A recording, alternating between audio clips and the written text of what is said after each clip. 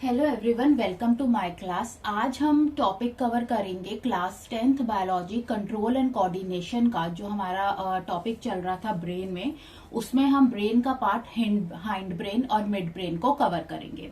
तो आइए स्टार्ट करते हैं। तो मैं ये लेक्चर स्टार्ट कर रही हूँ हाइंड ब्रेन से। तो चलिए स्टार्ट करते हैं। Hind brain, it is the lower part of human brain near brainstem, also called Robincephalon। तो अब जो हाइंड ब्रेन होता है, जो हमारी जो ब्रेन स्टेम होती है, ब्रेन स्टेम जो होती है ये क्या करती है, ये स्पाइनल कॉर्ड से कनेक्ट होती है। तो जो ब्रेन का जो लोअर पार्ट होता है, जो कि ब्रेन स्टेम के पास होता है, उस पार्ट को हम क्या कहते हैं, हाइंड ब्रेन कहते हैं। और हाइंड ब्रेन का दूसरा नाम क्या होता है, रॉबिनसेफलॉन होता है। अब जब एम्ब्रॉयनिक डेवलपमेंट होती है, जब एम्ब्रियो की डेवलपमेंट हो रही होती है, तो क्या फॉर्म होती है, न्यूरल ट्यूब होती है। उस वक्त क्या होती है, न्यूरल ट्यूब होती है। न्यूरल ट्यूब क्या करती है, अर्ली ब्रेन और स्पाइनल कॉर्ड को क्या करती है, फॉर्म करती है। तो न्यूरल ट्यूब से अर्ली ब्रेन और स्पाइनल कॉर्ड क्या होता है, अर्ली ब्रेन और स्पाइनल कॉर्ड फॉर्म होता है। तो ये जो न्यूरल ट्यूब होती है, इसका जो एंटीरियर पार्ट होता है, यानी कि आगे का पार्ट जो होता है, वो सबसे पहले डिफरेंशिएट होता है 3 बल्जेस के अंदर। और ये इन तीनों बल्जेस से क्या बनते हैं, ये 3 बल्जेस कौन कौन से होते हैं, फोर ब्रेन के होते हैं, मिड ब्रेन के होते हैं और हाइंड ब्रेन के होते हैं। बाद में ये तीनों बल्जेस फर्दर डिफरेंशिएट करते हैं और आगे जाके एक एडल्ट ब्रेन फॉर्म करते हैं। तो यहाँ पर ये जो न्यूरल ट्यूब है, ये देखिए, ये जो न्यूरल ट्यूब है, ये इसका लेटरल व्यू है। मैंने इसके इन पार्ट्स को मतलब डिस्टिंग्विश करने के लिए इनको इस तरीके से पैटर्न दे दिया है। तो आप ये देखिए, ये इसका इंटीरियर पार्ट है। इंटीरियर पार्ट से यहाँ पर 3 बल्जेस की फॉर्मेशन हो रही है। ये जो नीचे वाला बल्ज है, ये बना रहा है हाइंड ब्रेन। हाइंड ब्रेन को रॉबिनसेफलॉन भी कहते हैं। ये मिडल वाला पार्ट है, जिसको हम क्या कहते हैं, मेसेनसेफलॉन। यहाँ से बनता है मिड ब्रेन। और जो ऊपर वाला पार्ट है, डेट इज प्रोसेफलॉन, यहाँ से बनता है फोर ब्रेन। और बाद में ये जो बल्जेस होते हैं, आगे जाके और ज्यादा डिफरेंशिएट होते हैं और क्या बनाते हैं, एक एडल्ट ब्रेन बनाते हैं। तो न्यूरल ट्यूब से क्या फॉर्म होता है, अर्ली ब्रेन और स्पाइनल कॉर्ड फॉर्म होती है। और ये जो बल्जेस की फॉर्मेशन होती है, ये कौन सी स्टेज में होती है, एम्ब्रॉयनिक स्टेज के अंदर होती है। अब जब ये तीनों बल्जेस आगे बन गए, तो हमारा ये जो हाइंड ब्रेन है, जिसको हम रॉबिनसेफलॉन कहते हैं, ये आगे जाके 2 पार्ट्स में फर्दर डिफरेंशिएट होता है। इन 2 पार्ट्स को कहते हैं मेटेनसेफलॉन और माइलेनसेफलॉन। मेटेनसेफलॉन के अंदर 2 चीजें आती है, सेरिबेलम आता है और पोन्स वेरोलिस आती हैं। और माइलेनसेफलॉन के अंदर मेड्यूला ऑब्लोंगोटा आता है।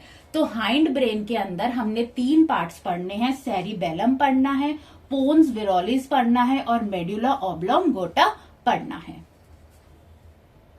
ओके, तो सबसे पहले हम हाइंड ब्रेन का सबसे पहला पार्ट देखते हैं, जो कि है सेरिबेलम। सेरिबेलम जो होता है, ये ब्रेन का सेकंड लार्जेस्ट पार्ट है आफ्टर सेरिब्रम। ब्रेन का जो सबसे बड़ा पार्ट होता है वो सेरिब्रम होता है, और सेरिब्रम के बाद सेकंड लार्जेस्ट पार्ट ब्रेन का क्या है, सेरिबेलम है। सेरिबेलम के पास भी 2 लार्ज साइज के हेमिस्फेयर होते हैं और उनको कनेक्ट करने के लिए मिडल वर्मिस होती है। अब ये जो सेरिबेलम होता है, इसका जो सरफेस होता है वो हाईली कॉन्वुलेटेड होता है। मतलब हाईली कॉन्वुलेटेड मतलब बहुत ज्यादा कॉम्प्लेक्स, लेयर्ड और ट्विस्टेड सरफेस होता है, जिसकी वजह से न्यूरॉन्स को एडिशनल स्पेस मिलता है। सेरिबेलम जो होता है बहुत सारे फंक्शंस परफॉर्म करता है, बहुत सारी चीजों के लिए रिस्पॉन्सिबल होता है, जैसे कि ये पोस्चर को मेंटेन करने के लिए, बॉडी को बैलेंस करने के लिए रिस्पॉन्सिबल होता है जब हम वॉलेंट्री एक्शंस परफॉर्म करते हैं। वॉलेंट्री एक्शंस वो एक्शंस होते हैं जो हमारे कंट्रोल में होते हैं, यानी जब हम वॉक कर रहे हैं फॉर एग्जांपल, या हम बाईसाइकिल चला रहे हैं, तो ये सारे एक्शंस क्या है, वॉलेंट्री एक्शन है, ये हमारे कंट्रोल के अंदर है।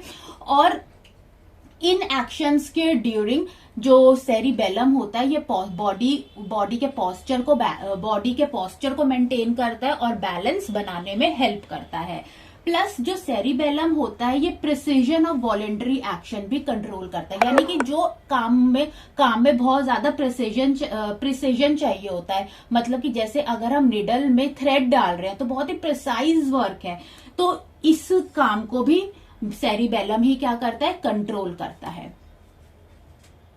नेक्स्ट सेरिबेलम के बाद हम देखेंगे पोन्स वेरोलिस। ओके, अब हम सेकंड पार्ट जो हाइंड ब्रेन का देखेंगे वो है पोन्स। पोन्स को हम पोन्स वेरोली भी कहते हैं। पोन्स का मतलब होता है ब्रिज, यानी ये जो पोन्स होते हैं, ये वाला जो पार्ट है पोन्स वेरोली का, ये कहां पर प्रेजेंट होता है, जो मिड ब्रेन होता है उसके नीचे पोन्स प्रेजेंट होते हैं। और इन पोन्स वेरोली में क्या होते हैं, ये एक तरीके का ब्रिज है। इसको ब्रिज इसलिए नाम दिया गया क्योंकि एक तरीके का ब्रिज है जिसमें बहुत सारे नर्व फाइबर का ट्रैक है, और ये सारी नर्व फाइबर्स क्या करती है, जो ब्रेन के जो डिफरेंट लोब्स होती हैं उनको क्या करती हैं, इंटरकनेक्ट करती हैं। तो जो पोन्स वेरोलीज होते हैं एक तरीके का क्या है, रिले सेंटर है। रिले सेंटर का मतलब है ये इंफॉर्मेशन को रिसीव करता है और पास करता है। किन के बीच में रिसीव और पास करता है, between cerebellum, spinal cord, midbrain and cerebrum के बीच में। प्लस जो पोन वेरोलीज होता है ये और दो चीजों के लिए रिस्पॉन्सिबल होता है, ये रेगुलेट करता है रेस्पिरेशन को और स्लीप साइकिल को। ओके, अब हम देखेंगे जो लास्ट पार्ट होता है that is the third part, जिसको हम क्या कहते हैं, हाइंड ब्रेन का थर्ड पार्ट है मेड्यूला ऑब्लोंगोटा, या फिर इसको सिंपली मेड्यूला भी कहते हैं। मेड्यूला ऑब्लोंगोटा जो होता है ये ब्रेन का सबसे ज्यादा पोस्टीरियर मोस्ट, सबसे नीचे वाला हिस्सा होता है ब्रेन का, जो कि स्पाइनल कॉर्ड से क्या होता है, कनेक्टेड होता है।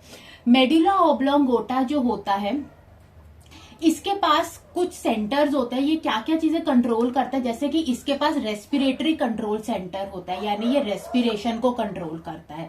इसके पास कार्डियक सेंटर होता है, यानी कि ये हार्ट बीट को कंट्रोल करता है। इसके पास वेसोमोटर सेंटर होता है, यानी कि ये क्या कंट्रोल करता है, ब्लड वेसल की कॉन्ट्रैक्शन को कंट्रोल करता है। इन तीनों चीजों के अलावा मेड्यूला ऑब्लोंगोटा कुछ इनवॉलेंट्री फंक्शंस भी करता है। इनवॉलेंट्री फंक्शंस कौन से होते हैं, जो कि हमारी कंट्रोल में नहीं होते, जैसे कि सलाइवेशन, सलाइवा का बनना, या मेंटेनिंग ऑफ ब्लड प्रेशर, या फिर वॉमिटिंग। तो ये तीनों पार्ट्स हमको हाइंड ब्रेन में पढ़ने थे, that is cerebellum, pons varolii and medulla oblongata. अब जो नेक्स्ट एक छोटा सा पार्ट रह गया ब्रेन का, दैट इज मिड ब्रेन, हम उसको भी स्टडी कर लेते हैं। तो लास्ट टॉपिक जो है हमारा ब्रेन का, वो हम देख लेते हैं मिड ब्रेन। मिड ब्रेन की सबसे पहले लोकेशन क्या कहां पर होती है। अब जो फोर ब्रेन का जो पार्ट होता है हाइपोथैलेमस या थैलेमस, और जो हाइंड ब्रेन का पार्ट होता है पोन्स वेरोलिस, इनके बीच में हमारा मिड ब्रेन क्या होता है, लोकेटेड होता है। तो mid brain is located between hypothalamus और thalamus of fore brain and pons varolii of hind brain. Second, इसका इंपॉर्टेंट फीचर मिड ब्रेन का जो हमें याद रखना है वो होता है कि मिड ब्रेन के अंदर एक कैनाल पास होती है, जिसको हम क्या कहते हैं, सेरिब्रल एक्विडक्ट कहते हैं। इस डक्ट में क्या होता है, सेरिब्रोस्पाइनल फ्लूइड होता है, और ये जो डक्ट होती है या ये जो कैनाल होती है, ये ब्रेन के थर्ड वेंट्रिकल को फोर्थ वेंट्रिकल के साथ क्या करती है, कनेक्ट करती है। ठीक है, तो सेरिब्रल एक्विडक्ट एक कैनाल होती है जो कि थर्ड वेंट्रिकल को फोर्थ वेंट्रिकल ऑफ ब्रेन के साथ क्या करती है, कनेक्ट करती है, और इसके अंदर क्या होता है, सेरिब्रोस्पाइनल फ्लूइड होता है। अब जो मिड ब्रेन होता है इसके पार्ट्स देख लेते हैं। ये दो चीजों से मिलकर बना हुआ है, एक होता है कॉर्पोरा क्वाड्रिगिमिना और एक होता है crura cerebri. Corpora quadrigemina again दो पार्ट्स में डिवाइडेड है, that is superior colliculi and inferior colliculi. जो सुपीरियर कॉलिक्यूली है वो विजुअल रिफ्लेक्सेस को कंट्रोल करता है, और जो इंफीरियर कॉलिक्यूली है वो ऑडिटरी यानी हियरिंग रिफ्लेक्सेस को कंट्रोल करता है। लास्ट जो आता है दैट इज क्रूरा सेरिब्री। इसका काम क्या होता है कि ये इम्पल्सिस, जो रिले इम्पल्सिस होती हैं, यानी कि receiving end passing the information back and froth in impulses को पास करता है, कहां पर, सेरिब्रम में, सेरिबेलम में, पोन्स में और मेड्यूला में। तो हमें जो ब्रेन के हमने यहाँ पर तीनों parts, fore brain, mid brain और हाइंड ब्रेन आज कवर कर लिए हैं, और इसी के साथ ये जो चैप्टर है control and coordination, class 10th में मैं इसे यहाँ पर कंप्लीट कर रही हूँ। नेक्स्ट क्लास में हम एक न्यू चैप्टर स्टार्ट करेंगे। अगर आपको वीडियो अच्छा लगे तो आप इस प्लीज वीडियो को लाइक करें, और अगर आपने चैनल को सब्सक्राइब नहीं किया है तो आप प्लीज सब्सक्राइब करें। Thanks for watching.